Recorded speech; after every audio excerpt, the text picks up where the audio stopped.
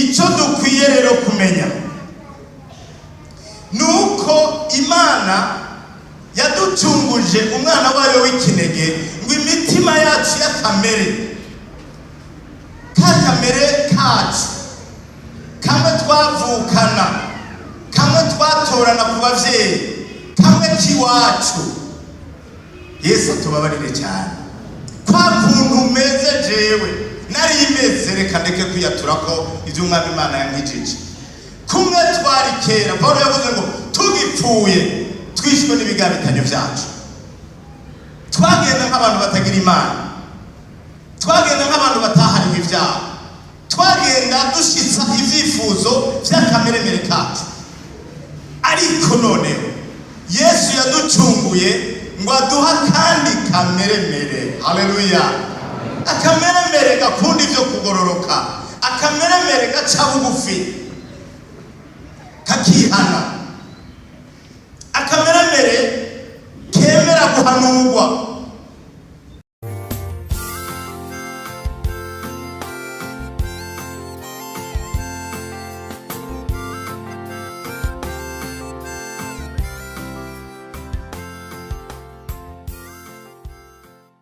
nashimwe cyane ndanezerewe cyane kw'Imana inteka gasubira ngahagarara imbere yanyu ishengero y'abantu b'Imana ngo tuvugane amwe mu majambo y'Imana. Mwungere yadusengeye avuga ko yoba amajambo aremesha, amajambo ashira abantu b'Imana mu nzira ibajana mu ijuru.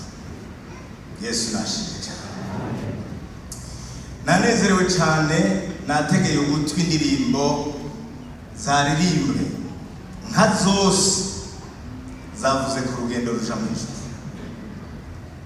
Aha namwe rero mwoca mumfasha tukibaza igituma mpwemu w'Imana uyu munsi ariko avugana natwe ivyo gutegura neza urugendo ruja mu ijuru. Bamwe bavuze aho batazosubira kugwara, aho batazosonza, aho imitwaro izobiheze. Twese kandi Yesu abishimigwe, duhahamiye kuzoshika mu ijuru. Tugomba kuzoja mu ijuru kandi tugomba kugira iherezo ryiza. Babiririmbye mwavyumvise, Imana uzoduhe iherezo ryiza. Aho naheruka ngaha imbere yanyu mvuga ijambo ry'Imana, narababwiye ingene mu mutima niyumvise nk'umugabuzi Imana yagiriye neza ikamujana muri resitora yayo, ati akira genda umpera abantu banje.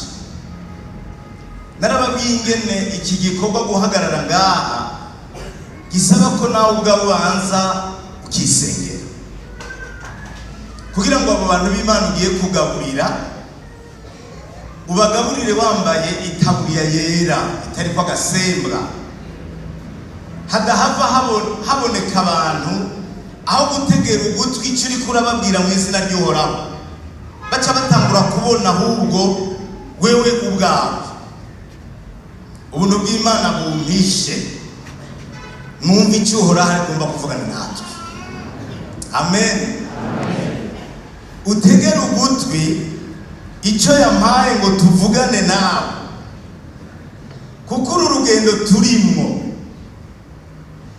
n'urugendo Yesu yaragoroheje kuko ariwe nzira n'ukuri n'ubugingo, ariko kandi ruranagumye kuko wewe nanje turuhuriramo n'intambara nyinshi,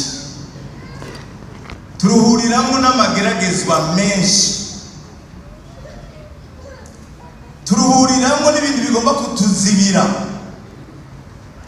bikatubuza gushishikara. Ariko iyaduhamagaye niyo kwizigirwa, izodushikana aho yaduteguriye, izodushikana. ijambo rero nahawe uno munsi ryanangoye gutora umutwe waryo, ariko natinze ndavuga nti Mana reka ndaryituka, agakiza gashoboza umuntu kubaho yarabohotse ku caha, agakiza gashoboza umukristo, gashoboza umuntu w'Imana kubaho yarabohotse ku caha. Icyaha ingero yaco ni urupfu, ariko ingabire y'Imana ni ubugingo budashira bubonerwa muri Kristo Yesu. Icyaha kitubuza kwinjira mu bugingo budashira, icyaha kitubuza kugendera mu mugambi w'Imana, icyaha kitubuza kwinjira mu masezerano y'Imana, icyaha kituzibirira inzugi zitubuza kwinjira mu vy'Imana yaduteguriye. Icyaha ni kinyurane c'umutima w'Imana, kuko umutima w'Imana ku muntu wese si twebwe gusa bo mw'ishengero. Umutima w'Imana ku muntu wese nuko twese twohindukira tukava mu rupfu tukaja mu bugingo budashira bubonerwa muri Kristo Yesu umwana we w'ikinege, uwo yaduhaye ngo atubere uwo kuducungura, uwo yaduhaye ngo atubere umwami n'umukiza, uwo yaduhaye ngo atubere inzira n'ukuri n'ubugingo. Inzira kuko ntituzoshobora gushika muri iri juru tuvuga tutemeye guca neza muri Kristo Yesu. Ukuri kuko ntituzoshobora gushika muri iri juru tuvuga tutemeye ukuri kwa Kristo kutubohore kutugira bidegemvye. Niwe bugingo, kuko tutamufise ntitwogira ubugingo muri twebwe. Kumugira rero bidukura mu rupfu, kuva mu rupfu naho no gutandukana n'icyaha. Jewe rero na mwebwe bene data duhamagarirwa kuba dufise agakiza kabonerwa muri Kristo Yesu. Haleluya. Dutegerezwa kubaho agakiza kabonerwa muri Kristo Yesu. Nakosa kandi nagakiza kadushoboza kubaho twarabohotse ku cyaha. Icyaha kitakituganza, naho cyo gerageza kutugendera tukamenya ko ari cyo, tucirukana hakiri kare, twitandukanya naco hakiri kare, ntitucemerera ko kitubera umushitsi, ahabwa ikaze, ahabwa intebe akicara, ahabwa icumba akaryama. Twitandukanya naco. Aha niko ndavuga ko cyo tugendera sigitangaza. Ubundi muvuga butumwa yavuze ngo ntawe ubuzi inyoni gutambatamba hejuru yiwe, ngo ariko icyo ikizira ni ukuyemerera kukwaritako. Satani rero ateza ibyaha mu bantu ntaco adakora, aragerageza rwose akobeje mu buryo bwinshi no mu mayira menshi, ariko Yesu yarakoze, yaratanze mpemu yera kugira ngo abo bashitsi b'ivyaha bagomba kutugendera rimwe na rimwe tubamenye bakiri kure, tugaruruge. Nimba twasamaye nabo bakinjira tubasohore ataco baronona mu bugingo bwacu, kugira ngo tubeho dufise agakiza kadushoboza kubaho twarabohotse. Imana ihabwe icubahiro. dukurikirane rero tuje mu majambo y'Imana twumve ico mpemu avuga kuri ubwo bugingo wewe na jewe n'abandi bose bahamagawe mu izina rya Kristo. Dutegerezwa kubaho ubugingo bwabohotse ku cyaha, dutegerezwa kubaho nk'abera kuko iyaduhamagaye ni yera. Amen. Iyaduhamagaye ni yera kandi ngo bamuziga ko ikintu cyose babwirizwa kwiyeza nk'uko n'abaruwera. Ntabwo Kristo yarapfuye ngo duheze abe yacunguye ishengero ribaho riba mu byaha.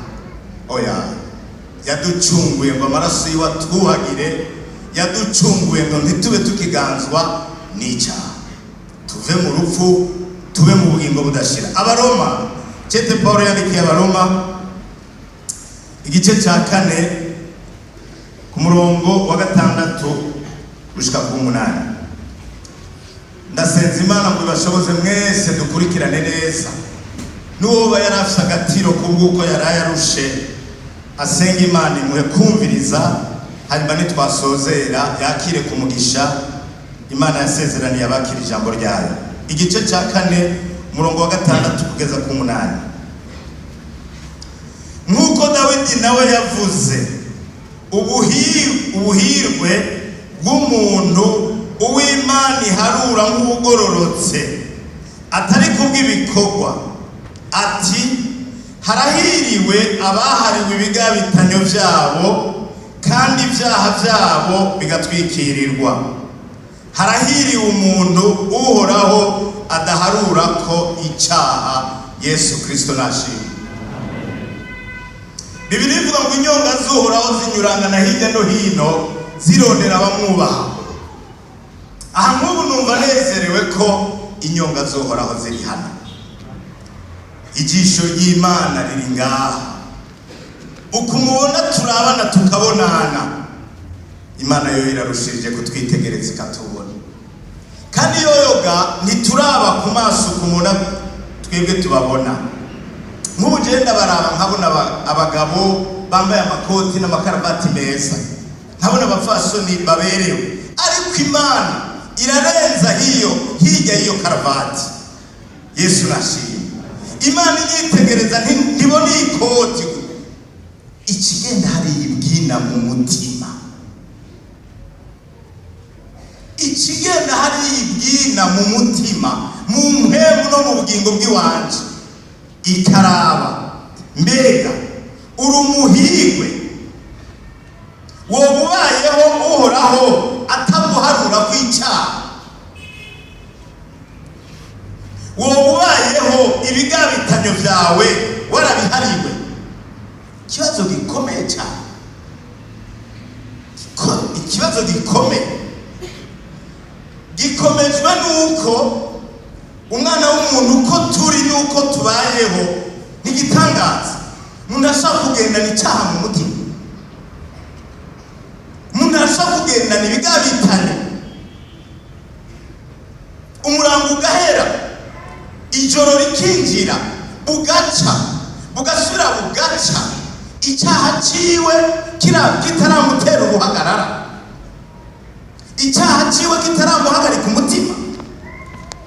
Ariko ubuhirwe Imana ivuze hano ni ubwo kubaho uhoraho ataguharura kw'icyaha, ibigabitanyo byawe warabihariwe. Yesu nashimwe cyane. Dusome icete cyane k'Abaheburayo, tuze gukurikirana neza. Abaheburayo igice c'10 turasoma ku murongo w'19 dushikane ku 22. Umutwe w'amajambo uvuga ngo twegereza ntabwoba. Nuko bene data, ko turi n'ubushizi bw'ubwoba bwo gushikanwa hera cyane n'amaraso ya Yesu, duciye mu nzira yadutoboreye nshasha iri n'ubugingo, ica mu gitambara gikinze bisobanurwa ngo mu mubiri wiwe, kandi ko dufise umuherezi akomeye aganza inzu y'Imana.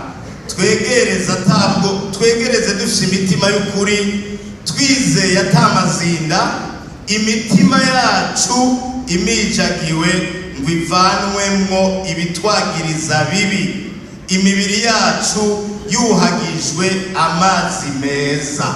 Yesu nahabwe icubahiro. Turavugana bimwe mu biranga bikerekana abakristo bariko baraja mu ijuru.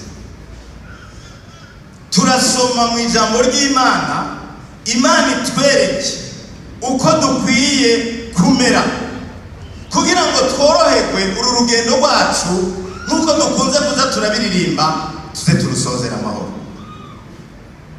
Ntituzorusozera amahoro ku gihamana, tuzorusozera amahoro kuko twarutanguye kandi tukarubandanya nk'uko Umwami Imana agomba. Hano rero ngo dukwiye gutunga imitima n'imibiri vyejejwe.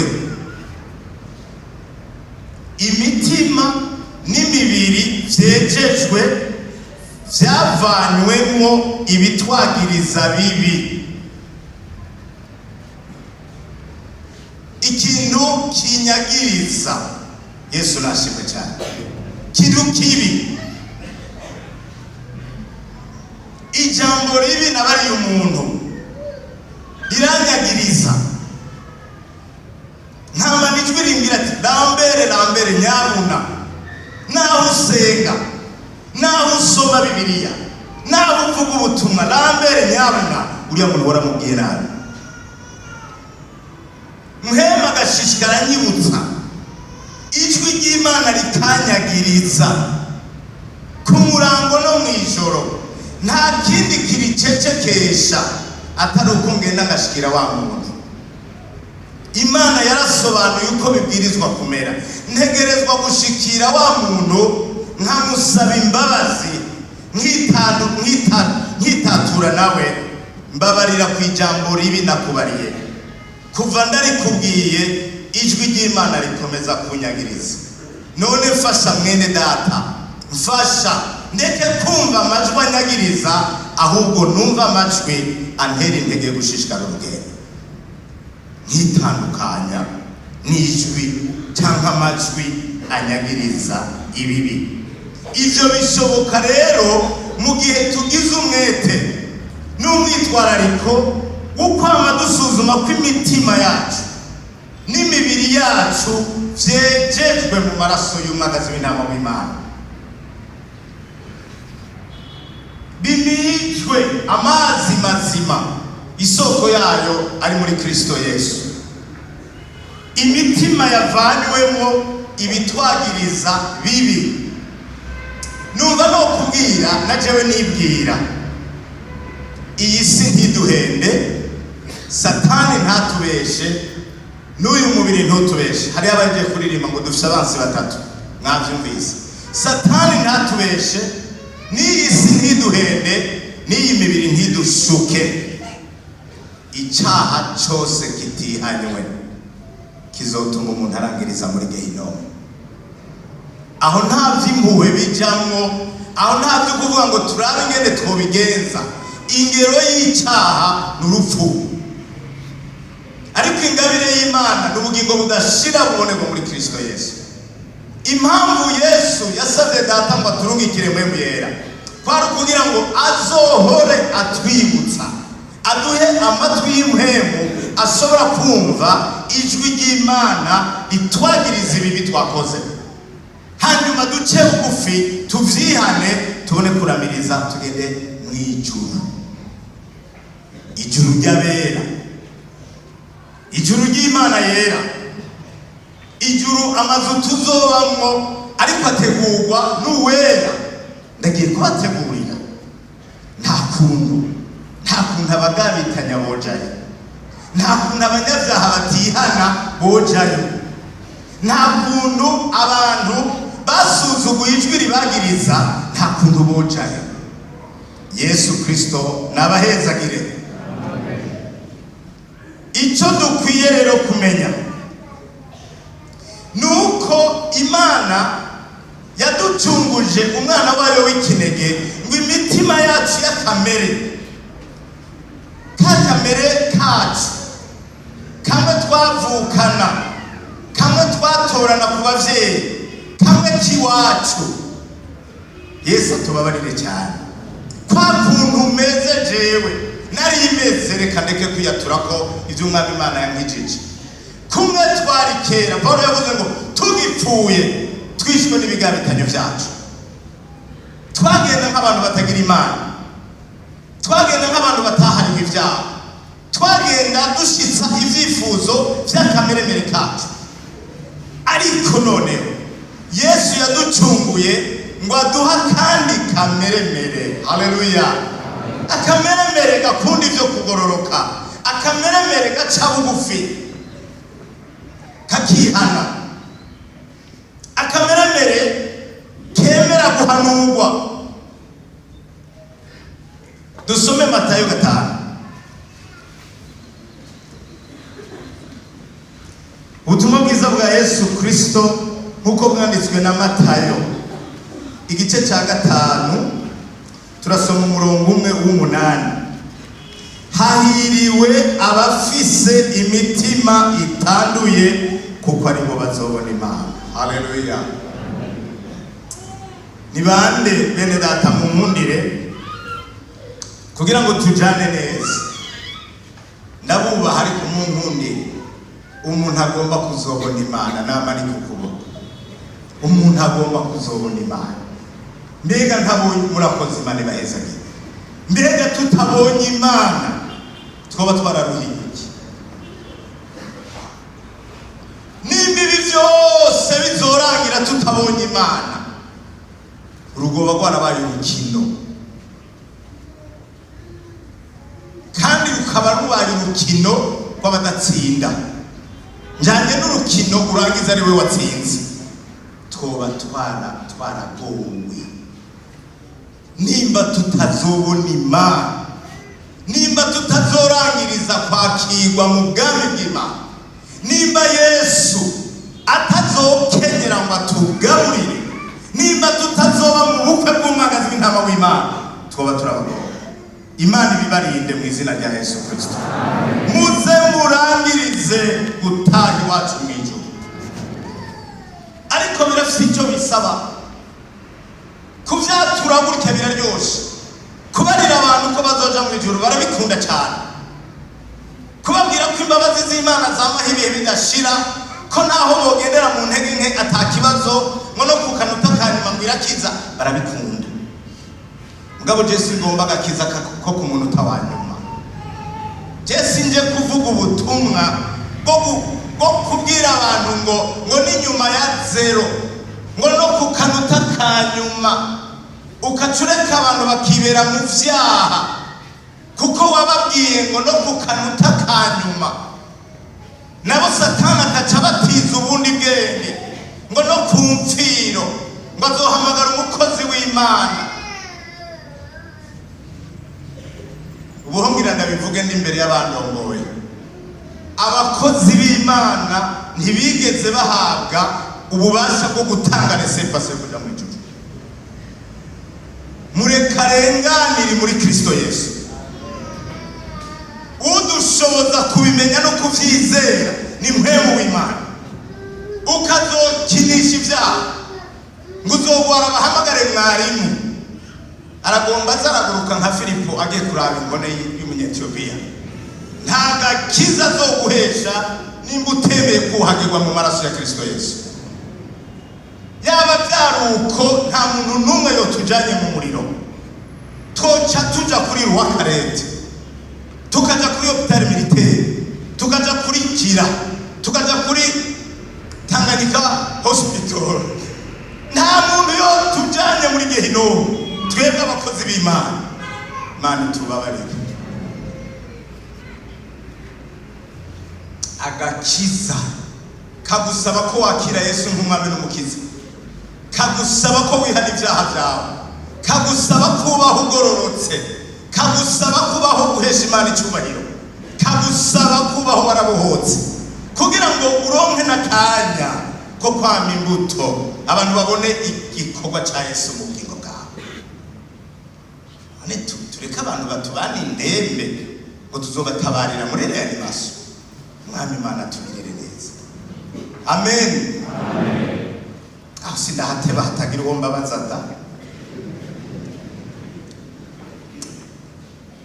Icyo dukwiye kumenya rero nkuko nahiko ndavuga nuko ivyo vyose ayo mahirwe mwumvise dusomye muri Matayo yuko hahiriwe umuntu abaye hafise umutima utanduye, kandi canduza umutima w'umuntu si kindi ni ivyaha n'ibigabikana. Uwo muntu rero abayeho afise umutima utanduye n'umuhirwe, niko ijuru rimuharura. Haleluya.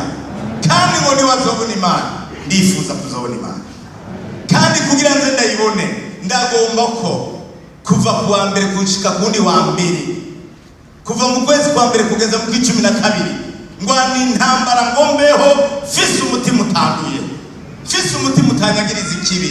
Iyo bishitse naho nkaja mu ntege ikibi kikaronka umwanya, nihutira kucihana, nihutira kugisabira imbabazi Imana nuwo nagikoreye, kugira ngo nshishikare kubaho mfitaniye amahoro n'umwami wanje. Ivyo rero ni umugabane w'abafise imitima imenetse. No musi mpemu yampaye ngo tuvugane ku kintu cyitwa ukumeneka k'umutima. Umutima umenetse, un cœur brisé.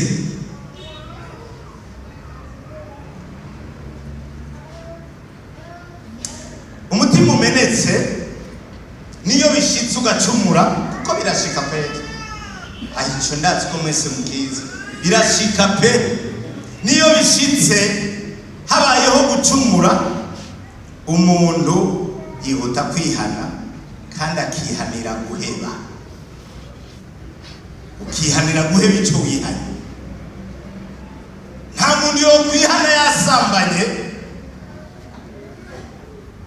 ko mu kwezi kuza aca asubira asambanye, aca agaruka avugana n'abakozi b'Imana, bereka bwa muri nasubiriye ati amaraso ya Yesu nakuhagire muntu w'Imana, genda amahoro.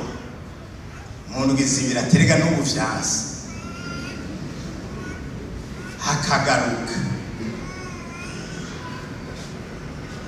kandi akaca kugira terega murakumbura mushishikare mumparira, kuko Yesu yavuze ngo mumparire incuro 70. Ibiharuro bikaca bitangura guharurwa rero, abantu bakazana ibiharuro vya kangahe tubwizwa kubaharira, bakaca bimenyereza gukora ibintu, akagukorera ikibi muri kubwizwa kumparira, akakwiba ngo kandi nutamparira ngo ni uzoba wishiza amakara y'umuriro ku mutwe, bagatangura kuzana imirongo. Ihanire guheba, reka kurondera imirongo yo kwisigura mu vyaha. Saba Imana igushoboze kubaho waratandukanye n'icyaha.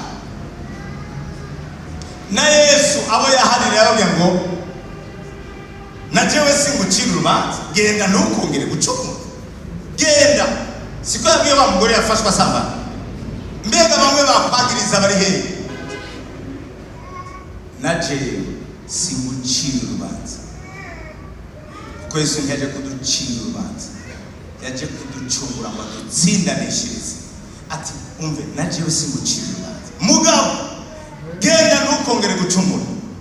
Ijambo rero niri ngo ntukongere, ntukongere. None wankana Satana guteze ibyaha bitandukanye. No musi ngomba kubivuga amazina, kandi cubigumamo. Dawidi hari icyo yavuze, dusome Zaburi ya 51. Zaburi ya 51 ku murongo wa 17.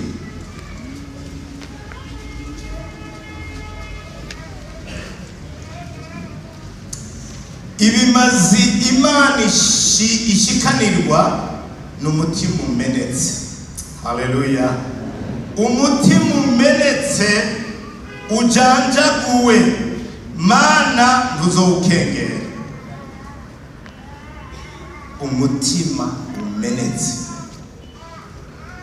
some mu isezerano rishasha nawe Pawulo yavuze umutima utonekara. Haleluya. Nguhereye ubu ntihakagira umuntu asubira kumbora kuko ntwaye inkovu za Kristo ku mubiri wanje. Mureke kuntoneka, reka kuntoneka, sincemerewe kuja muri ivyo. Fisi inkovu za Kristo ku mubiri, ntwaye inkovu za Kristo mu bugingo bwanje. Umutima utonekara, umutima umeneka, umutima ubwirwa ko wacumuye ukemera kwihana.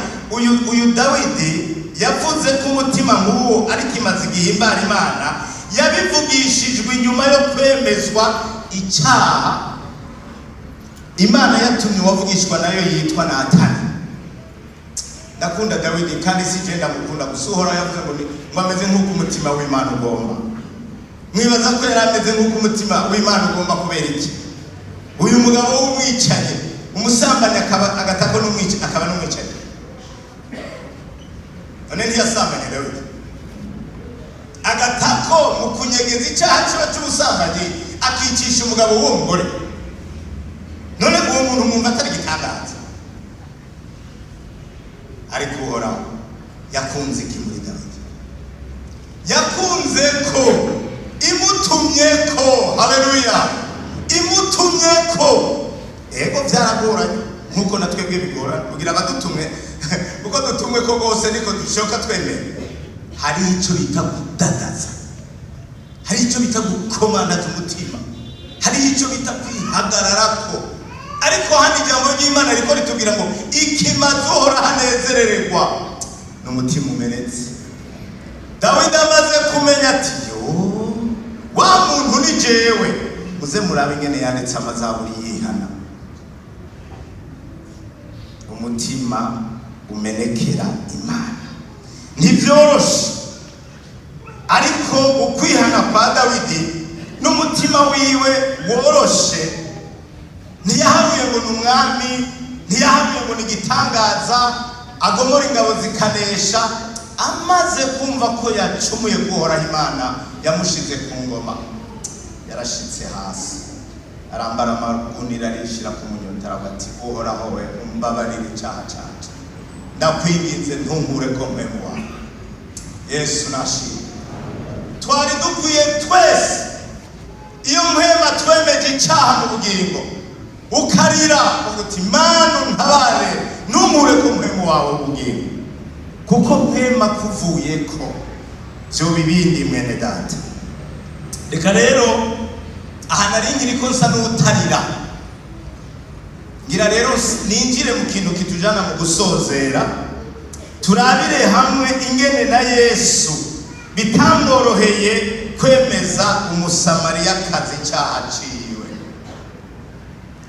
Ndazi yuko ari ikigoye cyane kwemeza abantu ngo bahinduke, yemwe abacumu kure murira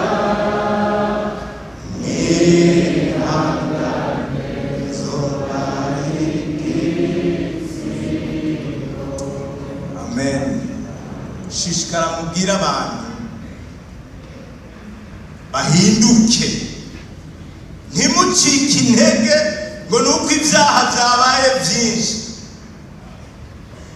Ntiducike intege ngo nuko abanyabyaha basumbije amajwi abavuga ibyo kugororoka. Eka Yesu ubwiwe ngo ndazi yuko ari kigoye cyane kwemeza abantu ngo bahinduke, yemwe abacumukuye murira, mugomba ko abantu bagororokera Imana. Mwihangane ntimureke, Yesu bazobahindutse. Sabe Pastor Esther aze afashe gusoma mirongo itari mike. Mwihangane sinza guteba, ariko aya majambo tuyumvirize. Yohana igice cya 4 umurongo wa mbere kugeza ku 42.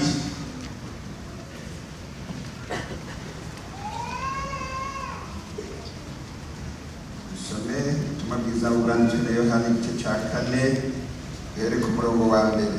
Avuga ngo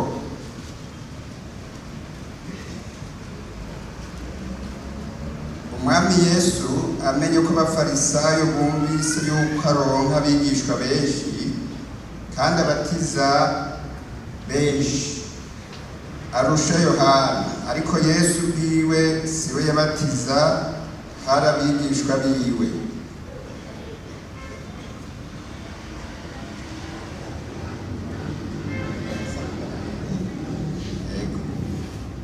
Ava i Yudaya, ku murongo wa 3, ava i Yudaya asubira i Galilaya, yumva akwiye guca i Samariya, nuko ashika ku gisagara c'i Samariya citwa Sukara, hafi y'umusozi Yakobo yahaye Yosefu umuhungu wiwe, kandi aho hari iriba rya Yakobo.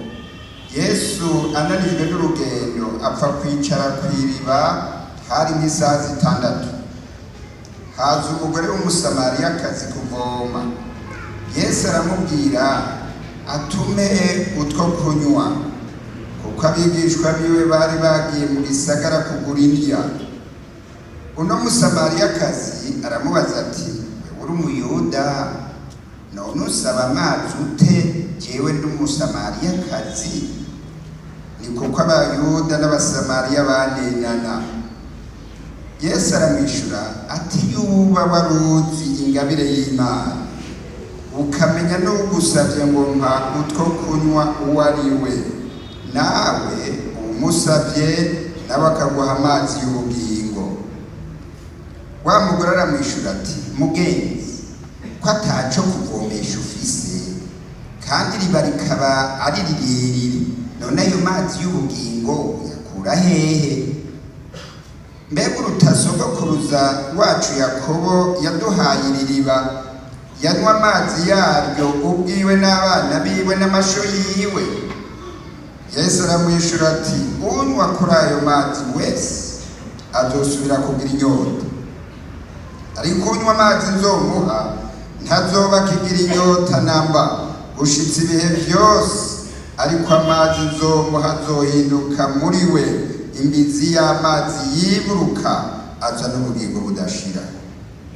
Uwo mugore aramubwira ati, mugenzi, mpasa ayo mazi sinze ngira inyota, kandi sinzoze ngaruke kuvoma ino hose. Yesu aramubwira ati, genda uhamagara umugabo wawe uheze ugaruke ino. Uwo mugore aramwishura ati, nta mugabo mfise. Yesu aramubwira ati, uvuze kugize ngo nta mugabo ufise, kuko wari ufise abagabo 5, ariko ufise ubu si umugabo wawe, ibyo bivuze ukuri. Uno mugore aramubwira ati, mugenzi, ndabona kuri umuntu avugishwa n'Imana. Basogokuruza bacu basengera kuri uyu musozi, ariko mweho mugira ngo Yerusalemu niho hantu hakwiye gusengerwa. Yesu aramubwira ati, nyizera nyina wanje, igihe kijya kuza si kuri uyu musozi cyangwa Yerusalemu muzosengera Data. Mwebwe musenga ico mutazi, tweho dusenga ico tuzi, kuko agakiza gaturuka mu Bayuda.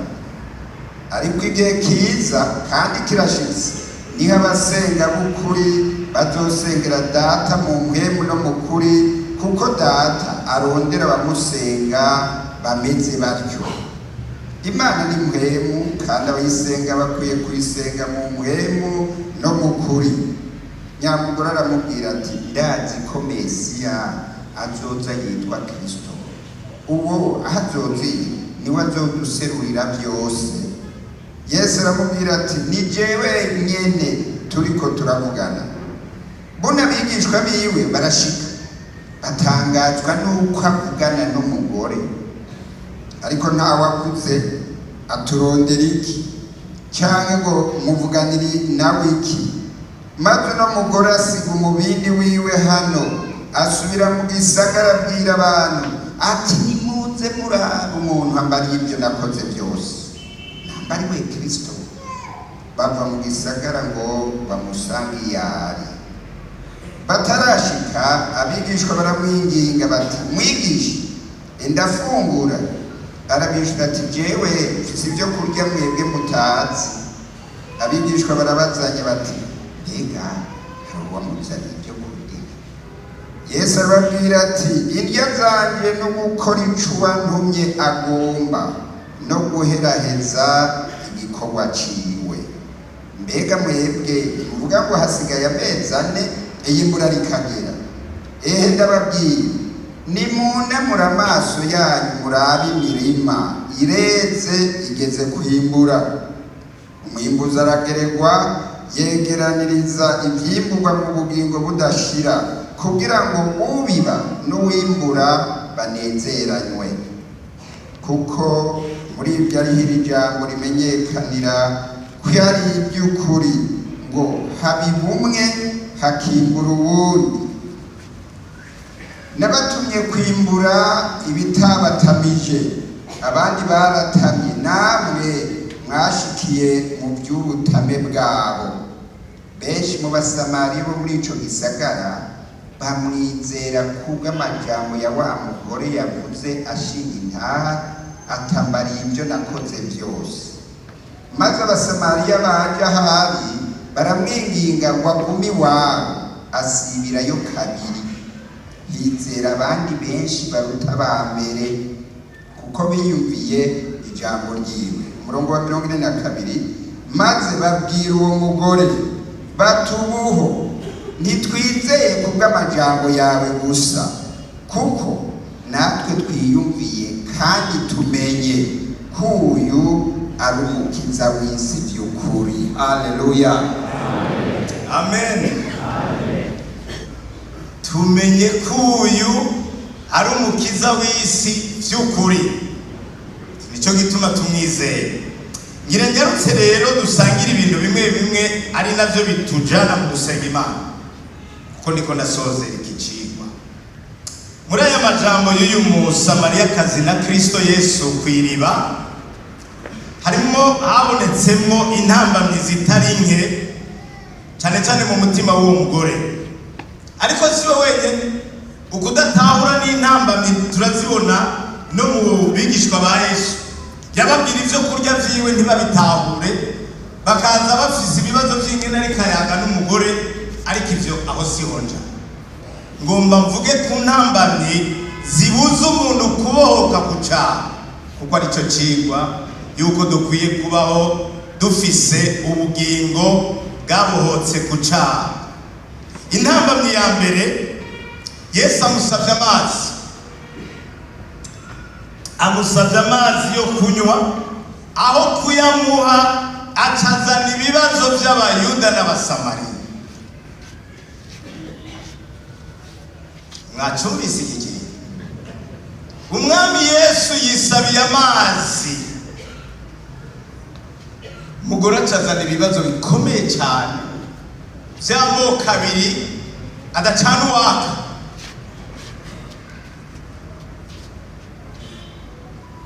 Badahana n'amazi,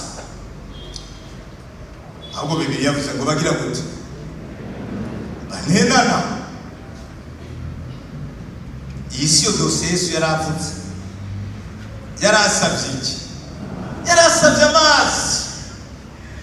Mugabo burya Bibiliya ndayikunda ngo ibibogaboga mu mutima ngo nivyo akamwa k'umuntu kagira gute? Nivyo kavuga. Wewe yari yuzuye mw'ivyo bintu.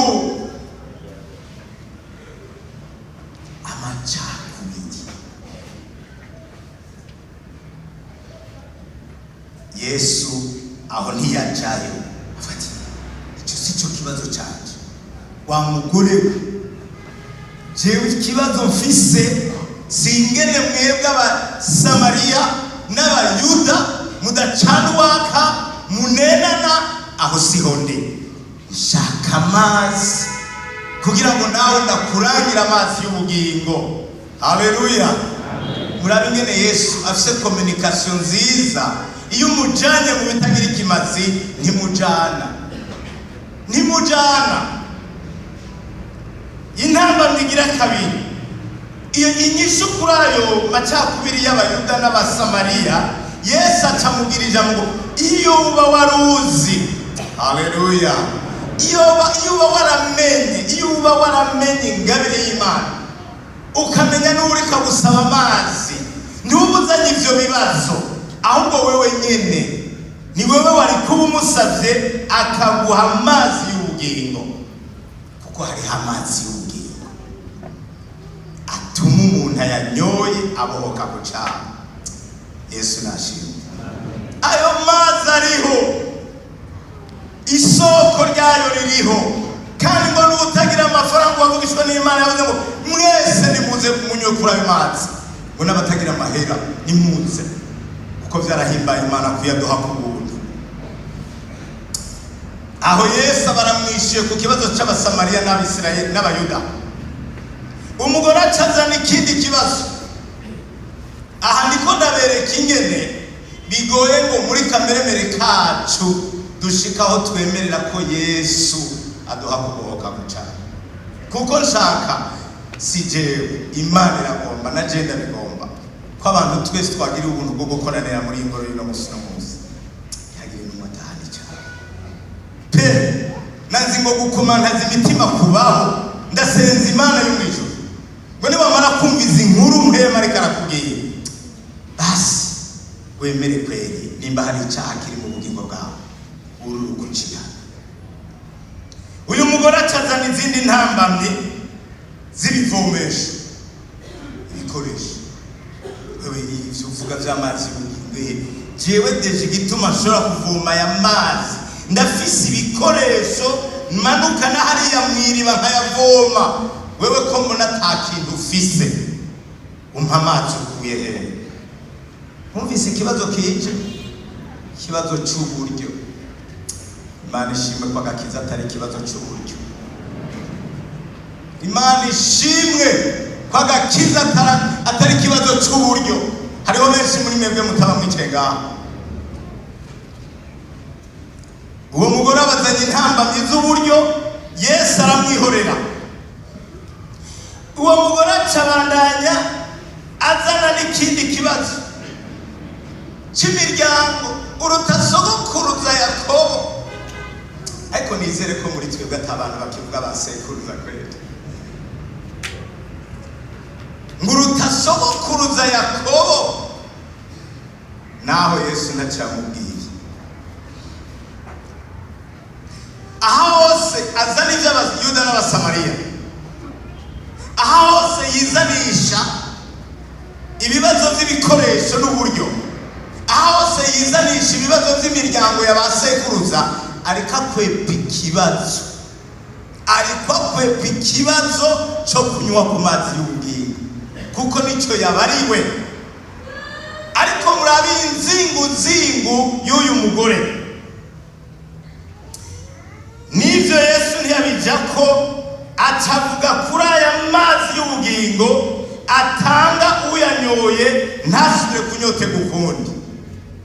Wamugura cyembarera aho na je no suma acavuga ijambo yampe.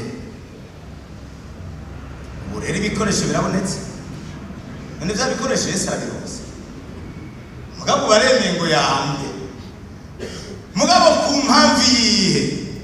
Ngo akire umucoko wo kuzaraza kuvoma. Si ntumbero yo kwihana, si ntumbero yo gukira. Yampe ndabe ko noruhuka sinze sure kuzanaza isaha 6 kuri iri riba.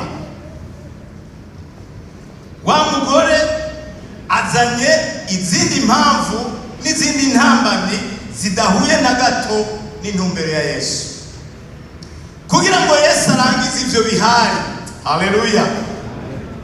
Kugira ngo, kuko Yesu yarafise umwanya muto, ntazokwama afise umwanya w'abantu babarirwa ntibumve, kuko ijambo ry'Imana rivuga ngo mpwemu wanje ntazokwama aranyinyurana n'abantu b'inyama n'amaraso. Ahandi naho Bibiliya ikavuga ngo uhanurwa kenshi akagamika izosi azovunagurwa giturumbuka atagira gitabara. Ariko imbabazi za Kristo azabateka ibi bihari by'uyu mugore ndabirangize. Mu kubirangiza rero aca mutuma umugabo. ati nukuri ndayaguha mugabo ntiyanywa wenyene izera umwami Yesu urakiramwe nabo mu nzu yawe bose ariko bisaba kunywera kuri ayo mazi ati genda uzanire umugabo muze ndabahe bamugora ati karabaye uyu muntu yamenye ubwo shishikara nivugisha iby'abayuda n'abasamariya naho nshishikara mvuga iby'ibikoresho naho nshishikara mvuga iby'imiryango naho nshishikara nzana intambamyi uyu mugabo yamenye kandi ko yamenye reka nze navuga ukuri ati nyakubahwa burya nta mugabo mbwira yaramufise nawe yarafise sabwe yaramufise nawe yarafise ni bande bavuga ko yaramufise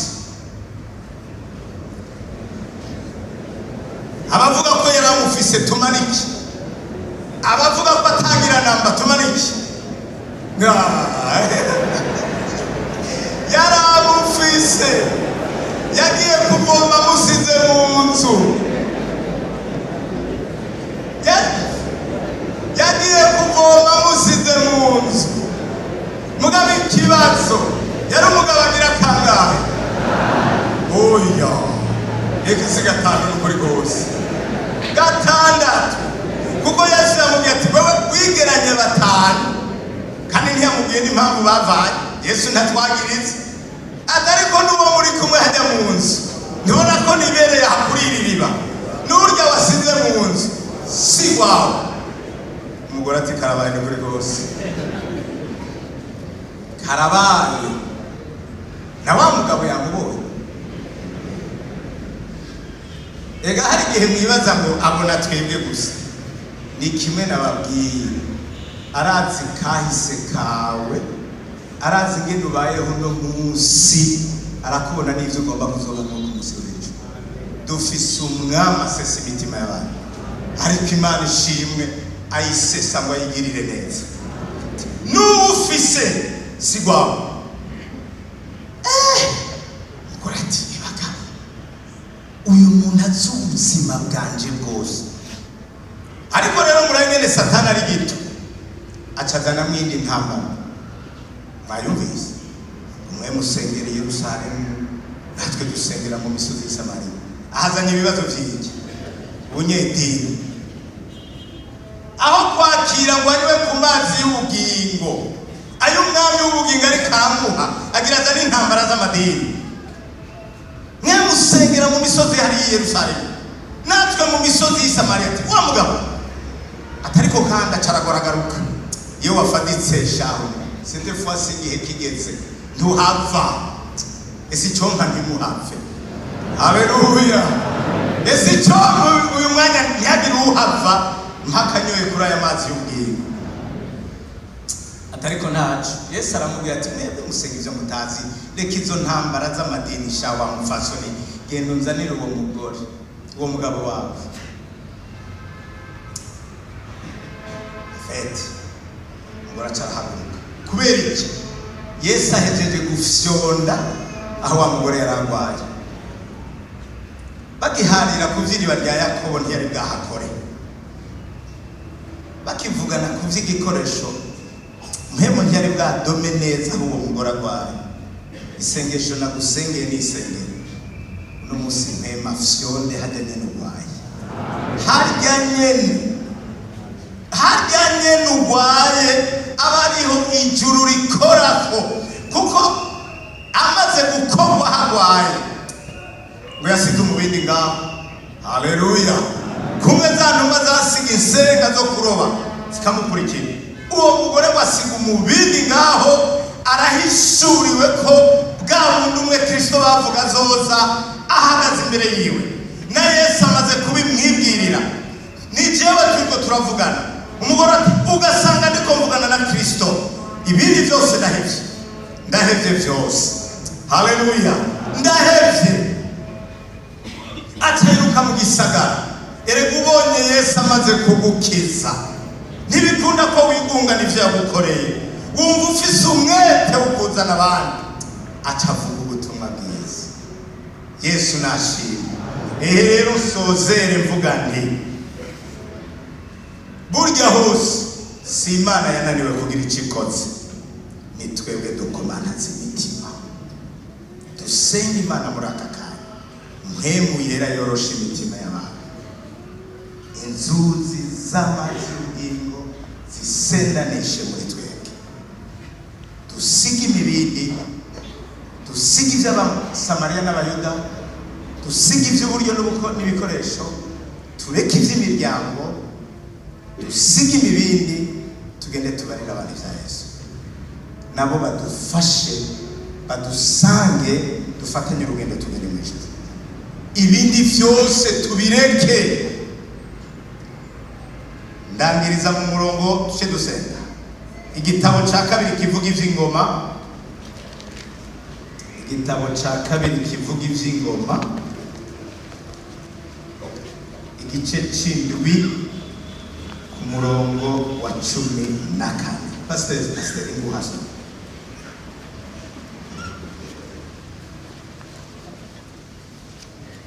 Igitabo kigira kabiri cy'ingoma, igice c'indwi ku murongo wa 14, ni ku rupapuro amajana 499 bavise Bibiliya ya verso ya kera.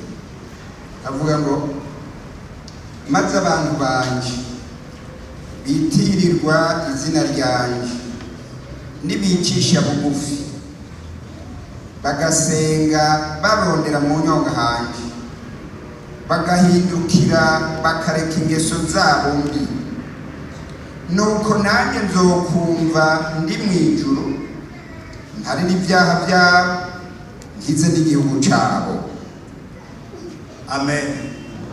Ishengero ryose tuti amen. Amen. Nababwira impamvu tubwirizwa kwemeranya n'ibi bintu, ni ku nyungu yacu. Uhoraho ari mu ijuru, umviganuke inyuma y'ibi byose tubwiwe byo kureka ibindi byose bitagira ikimazi, tukemera kunywa kuri aya mazi y'ubugingo Kristo yaduhaye. Umve rero ijambo indunduro, maze abantu banje bitiririrwa izina ryanje, kandi abo turimo, ishengero ry'Imana turimo, ku mpande zine z'isi, mu bitiririrwa izina ry'Uhoraho turimo. Nibicisha bugufi, nibicisha bugufi bakaza bagasenga barondera mu nyonga hanje. Gusenga turondera mu nyonga h'Imana sinzi ko mu bicarije. Nidusenge turondera ibindi, dusenge dutumbereye mu nyonga h'Imana. Bagahindukira bakava mu bibi barimo, nzobumva ndi mu ijuru mparira ibyaha byabo nteko ngize n'igihugu. Iri jambo ndagomba rigira ububasha muri twebwe. Ni twebwe twitiririrwa izina ry'Imana muri iki gisagara, turi mu bitiririrwa izina rya Kristo Yesu. Bisaba ko duca bugufi, bisaba ko duhindukira, bisaba ko twihana, bisaba ko dusenga turondera mu nyonga h'Imana. Ntidusenge turondera mu misozi y'i Samariya cyangwa dusenga turondera mu misozi y'i Yerusalemu. Yesu yavuze ngo igihe kiraje nyina wanje aho abantu batazirata iyo basengera, ariko bazirata ko bamenye Uhoraho Imana, bakaheza bakayisenga mu mpemu no mu kuri. Ubundi ntitukirata amoko, ntitukirata imiryango, ntitukirata intara, ntitukirata amadini. Ibihe byo gutaha mu ijuru ni ibihe by'uko abantu bazobwirwa gusenga Imana mu mpemu no mu kuri. Bisaba rero ko bahindukira bagaca bugufi, bakarondera mu nyonga h'Imana, bakava mu ngeso zabo mbi. Isezerano rivuze ngo zobaharira ibyaha byanyu nteko ngize n'igihugu. Mwari muzi ko ari twe dufite responsibility yo gukiza igihugu. Igihugu gikizwa n'abitiririrwa izina ry'Uhoraho iyo barondeye mu nyonga z'Imana neza, bakagiriranira imigenderanire myiza n'Imana. Imana yasezeranye ko igihugu kizogira umugisha ku bw'ishengero. Bisaba ko tunywa kuri aya mazi y'ubugingo. Yewe muntu, hari icyo mpemu yavuganye nawe ukumva ko hariho intambamyi zoba zisa na zijya ntambamyi z'urya mugore w'umusamariyakazi cyangwa izindi wisangije wewe, ndaguhaye ikaze. Ingo upfukama imbere y'Imana, ingo ariko uze wihanira guheba, wihanira guheba. Mpemu nakore hahandi ugwaye. Ikiyago cya Yesu n'umusamariyakazi cyarabaye kirekire kugeza Yesu afyonze hahandi nyene wa mugore agwaye. Ese icyomba tukiri muri iyi ngoro y'Imana, marayika w'Uhoraho, mpemu yera w'Imana afyonde hajya nyene ugwaye, kuko niyamara gufyonda harya ntuza kwirengagiza, ntuza kwikawusha, ubwirizwa kuza ufukame witature n'Imana. Kaze cyane Yesu abahezagire. Nimushishikare muze, abandi namwe nishira ko musenga Imana. Nimba utari kuraza si ngombwa ngo witegereza bariko baraza. Wewe zirikana mu mutima wawe, wumve ko haguruka ukaza, wumvise utoza, unama imbere y'Imana usenge. Hanyuma abaza gutunganya baze, hanyuma bitature n'Imana, biyakirire ku mazi y'ubugingo ayo Umwami Yesu adusezeranye. Numva umukiza ambwira ko muzi inkomezi, mbona ndamusenga ntacyo nzomuburana, yanyishuriye ya myenda yose, yarampariye ibyaha byahindutse umweru, nasa n'uwanywereye mu mutima wanje. Yesu yarawuzuye arawukomeza. Reka dusabe umwungere w'ishengero asenga Imana. Reka dusenge Imana. Mwami Imana data wa twese, uri Imana nziza, uri Imana uzi kwigisha, uri Imana uzi gusesa n'ibyikizi bwina umutima w'umuntu. Dawidi aravuga ngo urazi mva hasi ryanje, urazi yicara ryanje, urazi iby'umutima wanje wiyumvira ukagabira, urazi byose. Haleluya, turagushima Mana kubera amajambo y'ubugingo twakiriye. Wewe nturi Imana yaha cyangwa yahariya, ariko uri Imana ishira umutima kubayirondera, kandi bakayirondera udahumeka, kandi iyo bamaze kwemera ibyaha byabo n'intege nke zabo ukabaharira, bitwa abagororotsi. Haleluya, bitwa abakunzi b'Imana, bitwa abana b'Imana, bitwa abantu bawe, kandi ijambo ryawe rirabashingira intahe rikavuga ngo hahirwa. Haleluya, hahirwa umuntu afise umutima utanduye, niwe azotubona. Turagushimiye Mwami kuri iri garuke, n'abandi bahirwa bariho, n'abandi bakomeye bariho, n'abandi bahambaye bariho, kiretse abahariwe ibyaha. Haleluya, ibyaha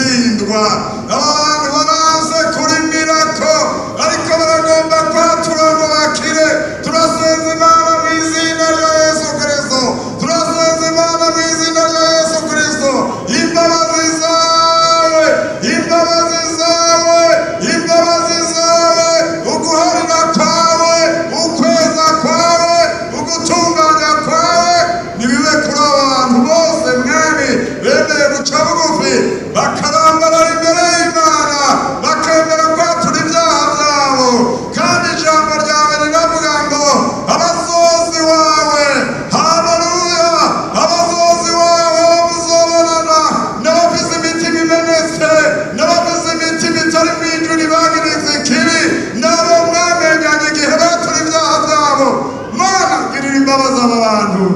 Urakoze mwami ku ijambo ryawe ry'ubugingo rifashije abantu bawe, rifashije imitima yacu, rifashije ishengero. N'ubu mwami ubashakawe bugendagenda mu ishengero, umuntu wese aciye bugufi yemeye guhura n'Imana muri iki gitondo. Urakoze kuvyemeye kandi ko tugiriye neza, nuko dusenze gutyo mu izina rya Yesu Kristo mwami n'umukiza wacu, amen.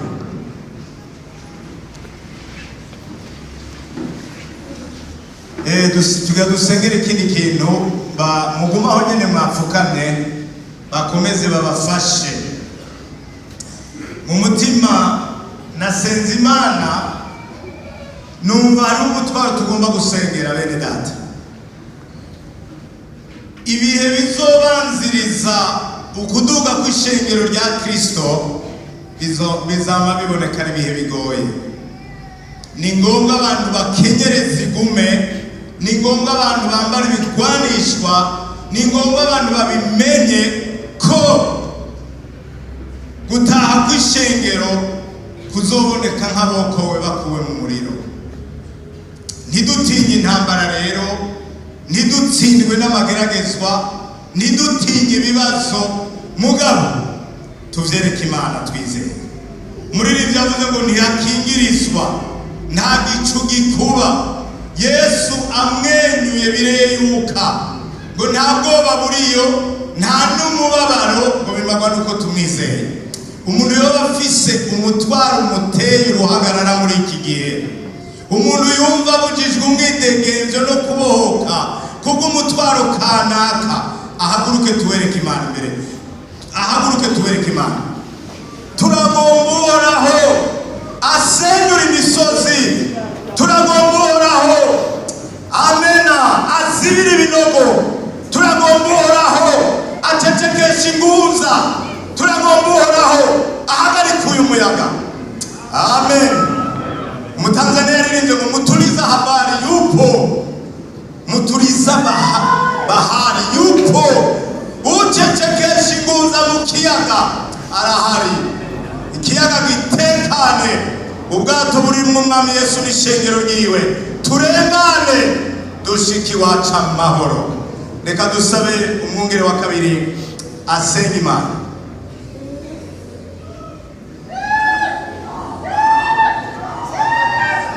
Mwami wacu Yesu Kristo, niwe wahamagaye abantu ngo nimuze mwese abarushe n'abaremerewe n'abaruhura. None uracari wa wundi ntiwahindutse, n'ubu ijwi ryawe riravugira mu bakozi bawe. Bene data bafise ukwizera bagahaguruka, kuko bazi yuko ukuboko kwawe gushobora kubakorako.